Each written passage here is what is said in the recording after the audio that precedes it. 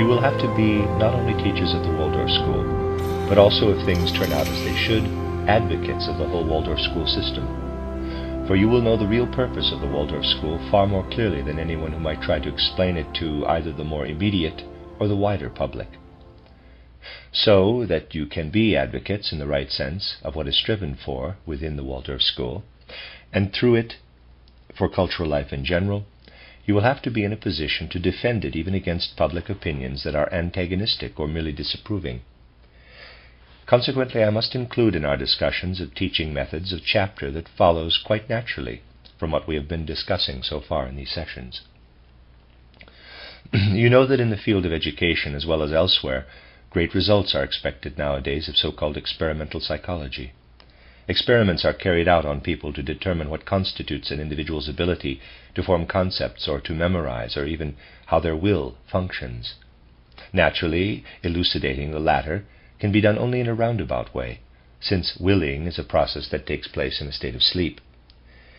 In the same way, the experiences of people during sleep can be determined only indirectly, by means of electrical equipment in the laboratory, and not by direct observation. Such experiments are actually conducted. Please do not think that I am wholly against such experiments. They can be meaningful as the feelers of science probing new fields, like tendrils. Many interesting discoveries can be made by means of experimentation, and I certainly do not want to condemn it wholesale. I would be only too pleased if everyone who wanted to could have access to a psychological laboratory in which to conduct experiments. We must consider for a moment the rise of this experimental psychology, particularly in the form recommended by the educator Meumann, who essentially belongs to the Herbartian school. Footnote, Ernst Meumann, I'm not quite sure how to pronounce that, Meumann, 1862 to 1915, was a student of Wundt, a pioneer in experimental education.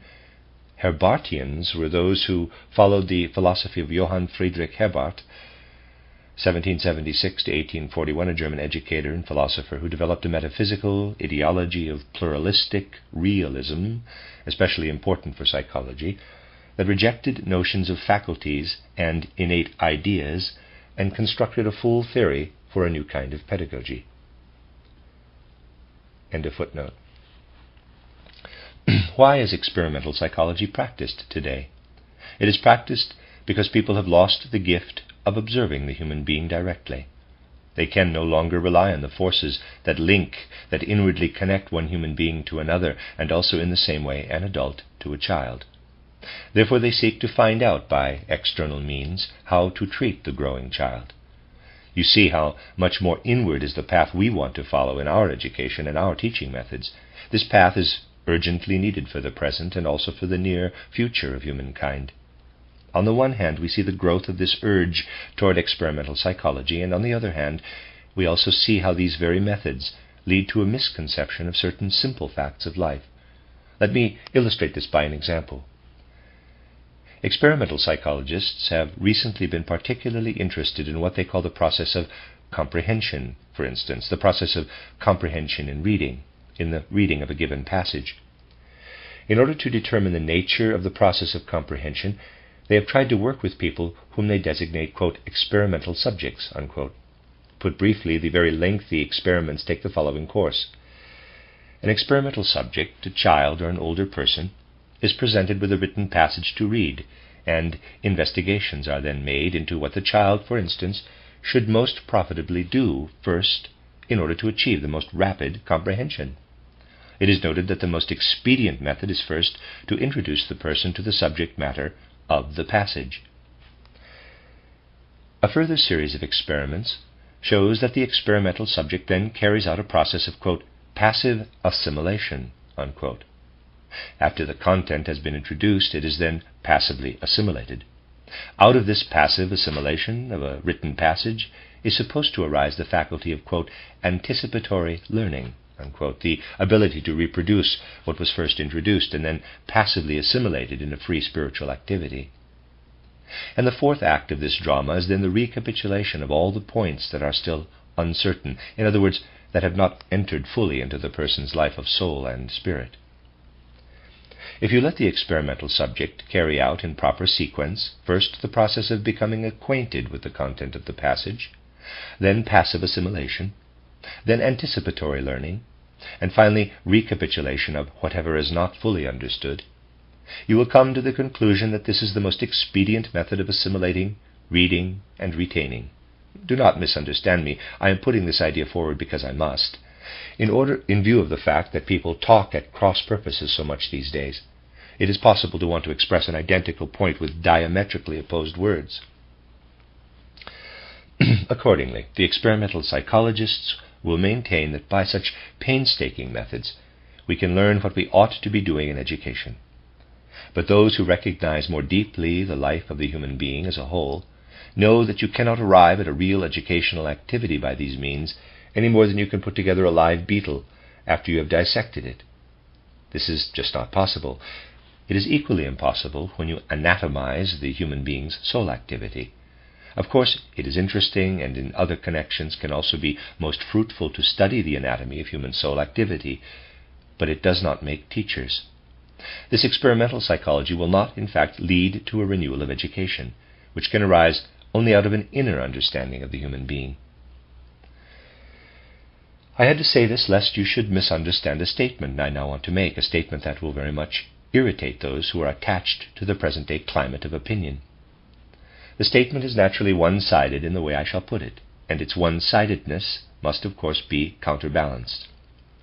What do the experimental psychologists discover when they have anatomized, or should we say tortured, for the procedure is not pleasant, the soul of their experimental subject?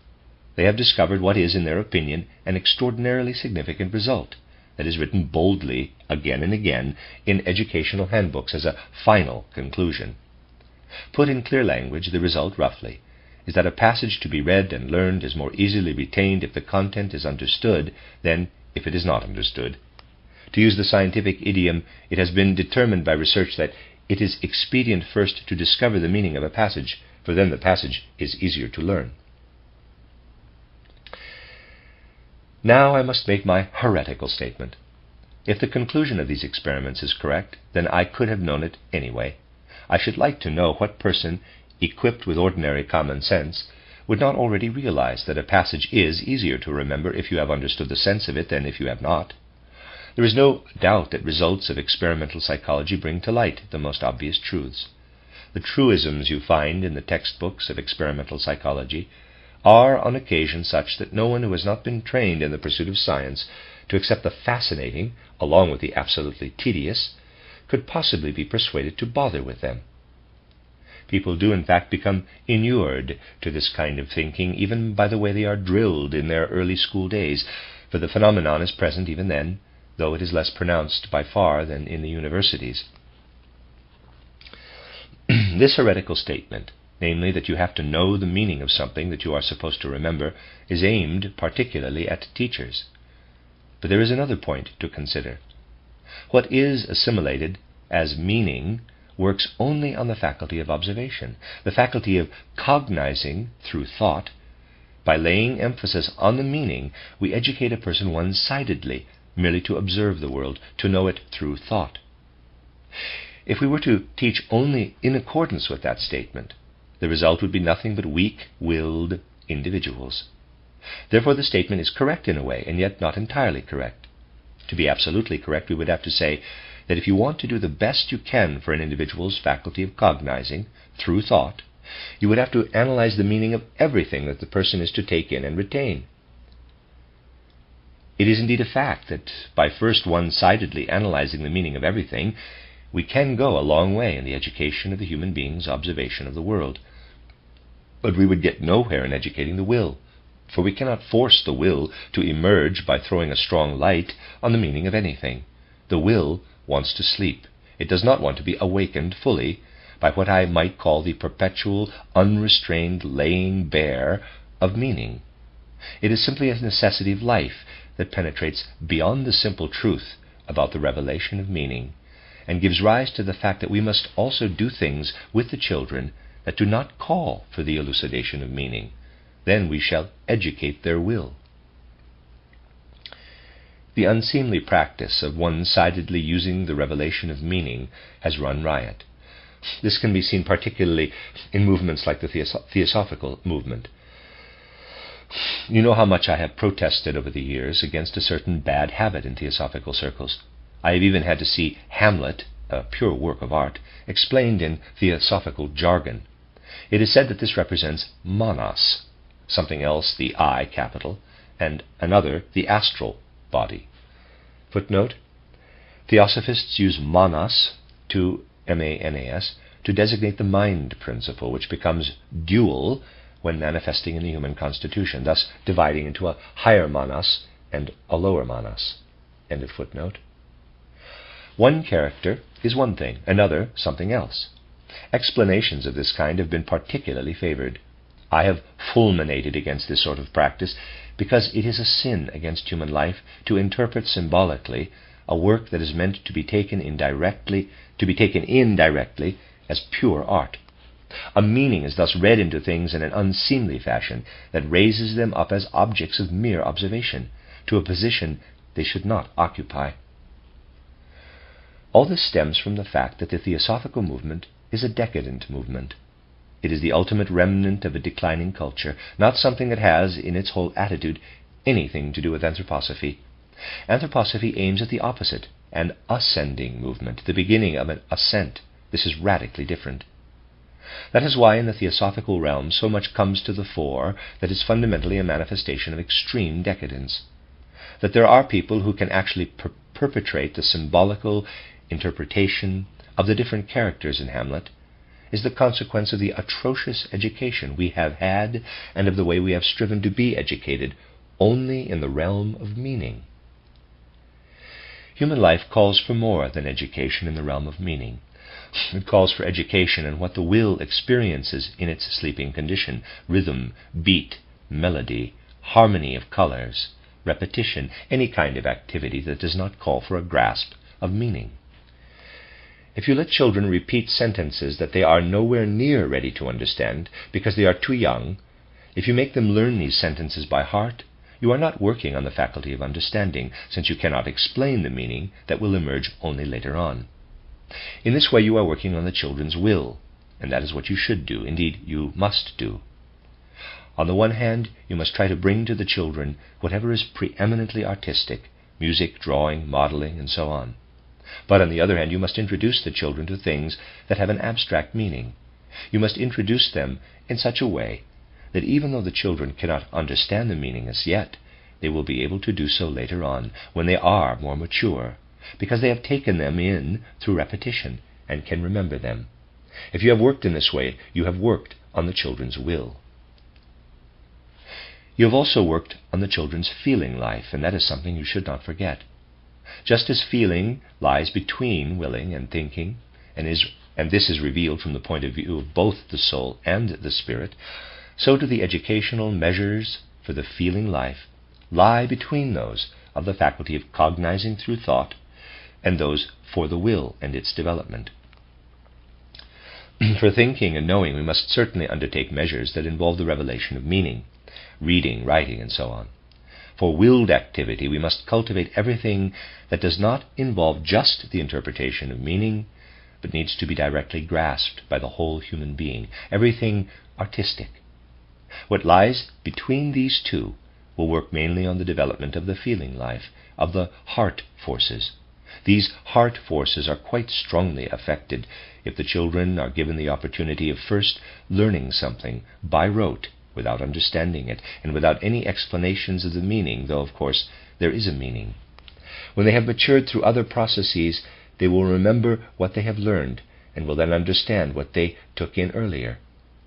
This subtle process must be very much taken into account in teaching, if we want to bring up human beings who have an inward life of feeling. For feeling establishes itself in life in a peculiar manner. People ought to observe what goes on in this realm, but they do not do so effectively. Let me suggest to you an observation that you can easily make with a little effort. Suppose you wanted to obtain a clear picture of the state of Goethe's soul in 1790. You can do so by studying just a selection of the works he produced during that year. There is a chronological list of all his poems at the end of every edition of his works. So you ponder the poems he wrote in 1790, and whatever plays he created. You call to mind that he finished his beautiful treatise, The Metamorphosis of Plants, that year, and you remember that he formulated the first ideas about his theory of colors. Out of all this you form a picture of his mood of soul in 1790, and you ask, what played into the soul life of Goethe in 1790? You will find the answer to this question only if you cast a searching look over everything that happened to Goethe from 1749 to 1790, and over all the events that followed from that year until his death in 1832. These are things that Goethe did not know then, but you know now.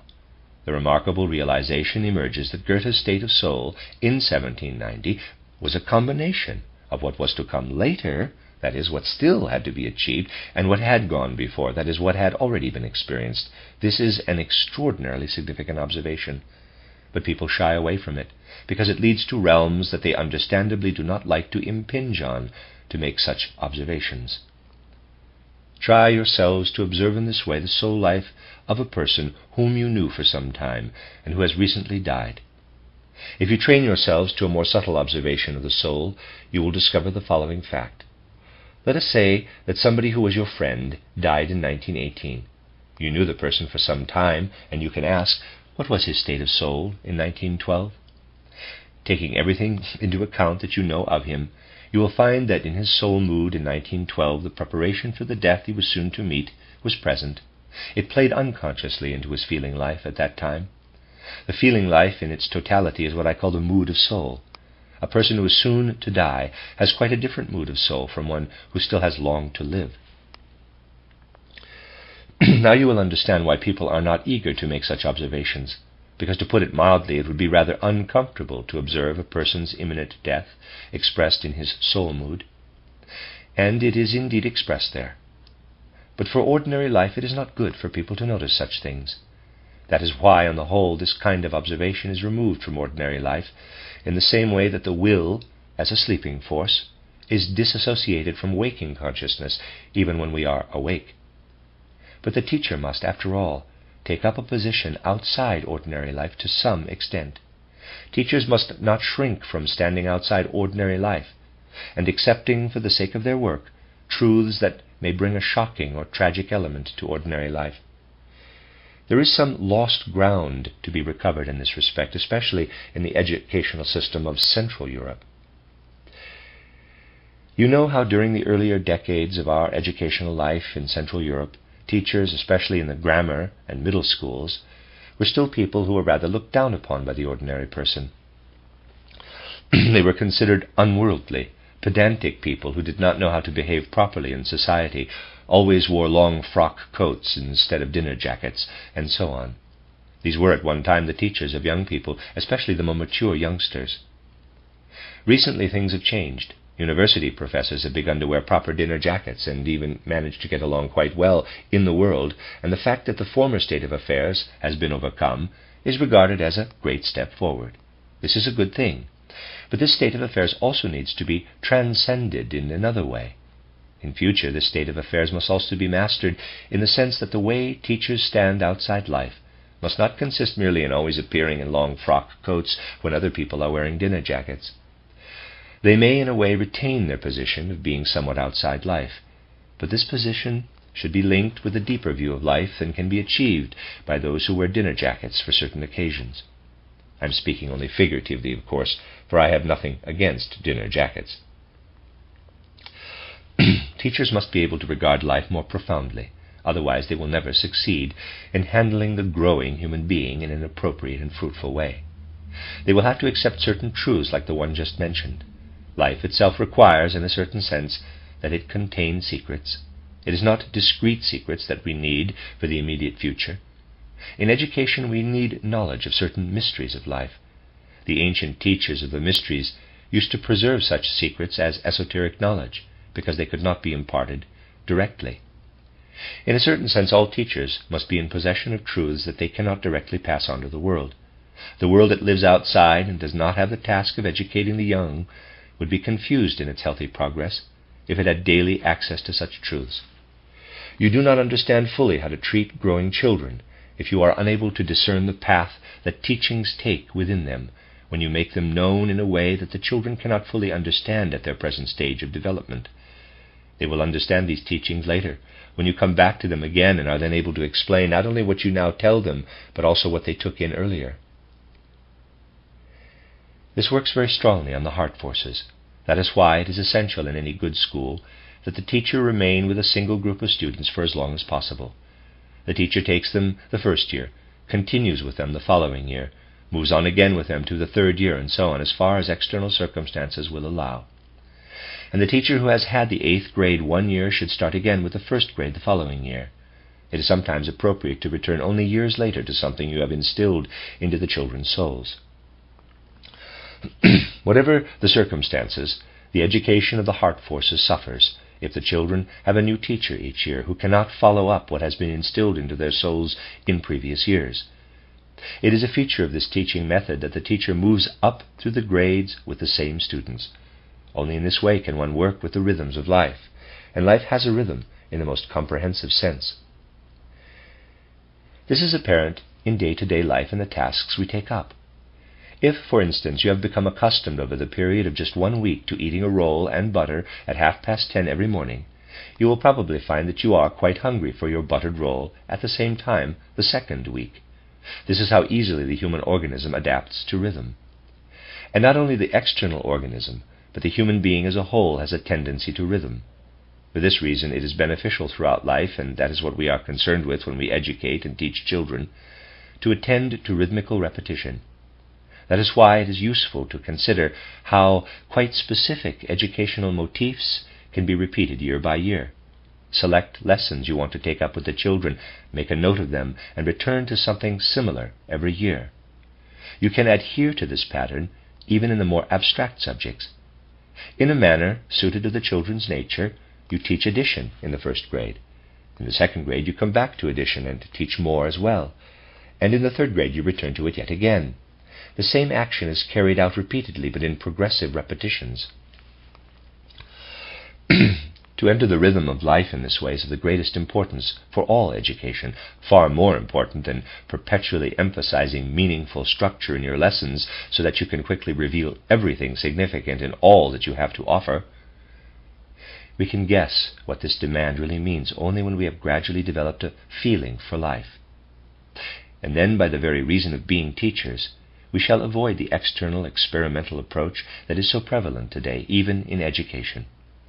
Once again I am pointing to these matters not in order to condemn them, but to improve certain aspects that have turned out to be detrimental to our spiritual culture. There are also educational textbooks on the results of memory experiments with experimental subjects. These people are treated in a peculiar manner. Experiments are carried out with them to determine the manner in which they retain something of which they know the meaning. Then they are given a series of words that have no meaningful connection, and so on. Such experiments, seeking to determine the laws of memory, are practiced very extensively today.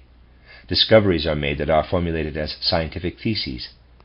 Just as in physics, for instance, we have Gay-Lussac's law, and so on, attempts are now made to register similar laws in experimental psychology and education.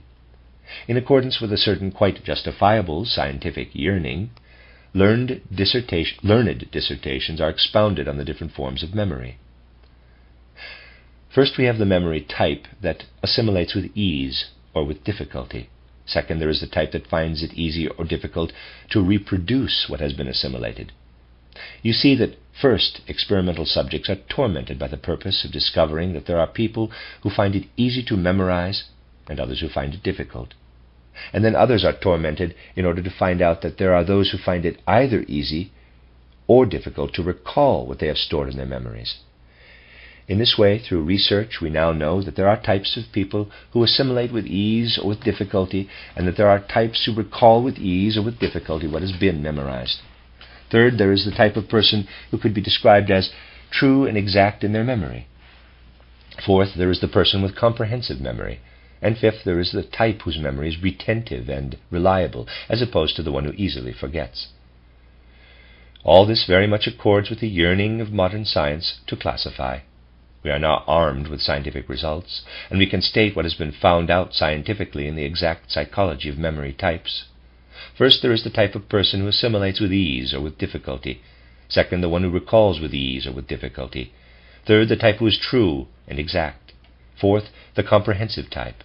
And fifth, the retentive person who may remember things for years as opposed to one who forgets easily. I give all due respect to this scientific method of investigation that devotedly and very conscientiously maltreats countless experimental subjects and most ingeniously sets to work to obtain results so that we may know the types of memory that may be distinguished. Now also in the field of education, since psychological experiments with children have shown that it applies to them too. Despite all true respect for this scientific method, I would nevertheless like to raise the following objection. Surely anyone endowed with sound common sense must know that certain people find it easy or difficult to memorize something, or easy or difficult to recall something. We also know that others can repeat things truly and exactly, in contrast to those who muddle everything up. Still others have a comprehensive memory capable of retaining a long tale, as opposed to those who can memorize only something short. And finally, some people remember things for a long time, perhaps years, while others forget everything within a week. This is old, established knowledge as far as common sense is concerned. Yet it must be researched by scientific methods that inspire us all with respect, for it cannot be denied that they are very ingenious indeed.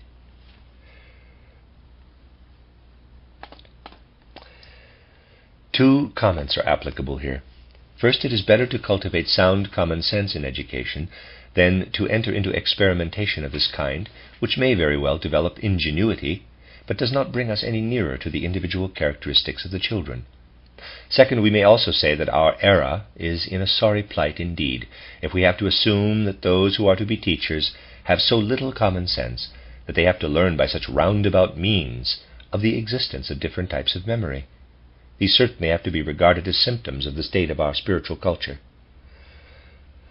I needed to draw your attention to these topics, for you will find people saying to you, quote, "So you have found a position at the Waldorf School. It is the most amateurish institution. They do not even want to hear about the greatest achievement of our time, namely experimental psychology. The professional thing to do is to take up these methods, whereas the way they teach at the Waldorf School is pure quackery." Unquote. You will have to realize that it will sometimes be necessary to recognize the relationship between science, which should not be any the less respected, and what must be built up on the basis of an inwardly oriented teaching and educational practice. This creates an inner loving attentiveness toward the child, as compared with the external relationships we learn about through experimentation. Certainly the inward quality has not entirely disappeared, indeed it is more prevalent than we might think, but it is in definite opposition to the scientific teaching that is increasingly being pursued. To a certain extent, it is true that the pursuit of scientific methods at the present time can destroy a great deal, but it has no power to drive out every remnant of sound common sense. Let this be our starting point. For if we cultivate it well, it will lead us to an inner relationship with what ought to happen in the lessons we teach. We must realize that we are living at the beginning of a new age, and that it is essential for us to be thoroughly aware of this fact. Up to the middle of the 15th century, surviving elements of Greco-Roman culture could still be felt. Since the middle of the 15th century, these elements have been no more than echoes. But those who even today live in these echoes still have the tendency in certain lower layers of their consciousness to hark back again and again to that Greco-Latin age that in its place was wholly admirable, but whose continuation today no longer has life. Think how self-satisfied people who have learned something are if they can explain to you. If you want to educate properly, they say, you must not only look at the rhythm and the rhyme of a poem, you must also give a suitable commentary as to the meaning. When you have properly introduced your students to the meaning, you will have reached the point at which they should actively take it into themselves. Even the ancient Romans, they will add after a long dissertation on the necessity of starting with an explanation of the poem, used to say, quote, rem tena verba sequantur. Sorry, my Latin's not so good there. End quote, parenthesis. Once you have understood a thing, the words follow naturally. I guess that's the translation. Parenthesis. This is a tactic you will frequently encounter in people who consider themselves very learned and far above any dilettantism. First, they expound on a subject as being the pinnacle of modern knowledge, and then they bolster their argument with the words of the ancient Romans. Of course, to be able to quote in Greek is a sign of supreme scholarship. For the fourth post-Atlantean period, this attitude was the right one, but it is not in keeping with our own time. The ancient Greeks did not send their children to school to learn ancient Egyptian. They made them learn Greek. But we today first introduce our children to ancient languages. This is a fact that must be understood.